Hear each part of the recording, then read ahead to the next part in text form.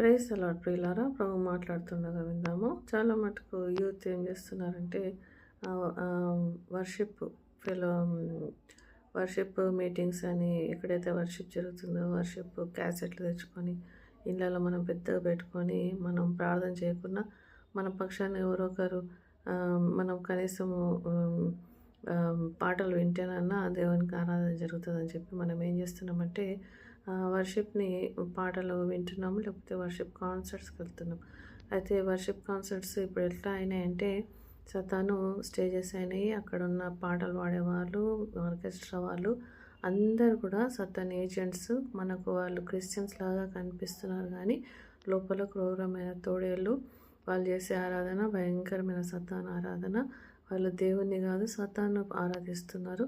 అలాంటి కాన్సర్ట్స్కి వెళితే మనం కూడా వాళ్ళ ఆరాధనలో పాల్గొంటాము. తర్వాత దేవుడిని ఆరాధించగా సతాన్ని ఆరాధిస్తున్నందుకు దేవుడు కూడా మనల్ని విడిచిపెట్టడంతో మనకు సతాన్ మీద సతాన్ నుంచి కావాల్సిన అటాక్స్, అన్ని రకాల అటాక్స్ మన మీద జరగవచ్చు.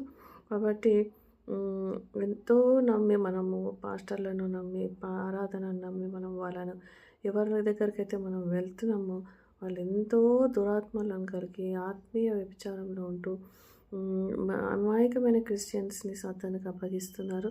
నీ ఆత్మ విషయం నువ్వు చింత కలిగి ఉంటే నువ్వు ఎటువంటి వర్షిప్ కాన్సర్ట్స్కి వెళ్ళకుండా దేవుడు నిన్ను ఆపుతాడు. ఎందుకంటే ఆత్మతో సత్యంతో ఆరాధించే వాళ్ళు కావాలి ప్రభువుకు, అంతేగాని ఎగిరి తుంకేవాళ్ళు, ఆడవాళ్ళు బయట అదేంటి చున్నీలు ఎగరేస్తుంటే బాయ్స్ చూసి ఎగురుతూ ఉంటే అవి రికార్డ్ డాన్సర్ లాగా అనిపిస్తుంటే you don't go to that places.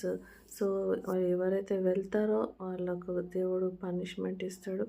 మీరు అలాంటి ప్లేసెస్కి వెళ్ళొద్దు. మన చర్చెస్లో కూడా అలాంటివి అలా చేయొద్దు.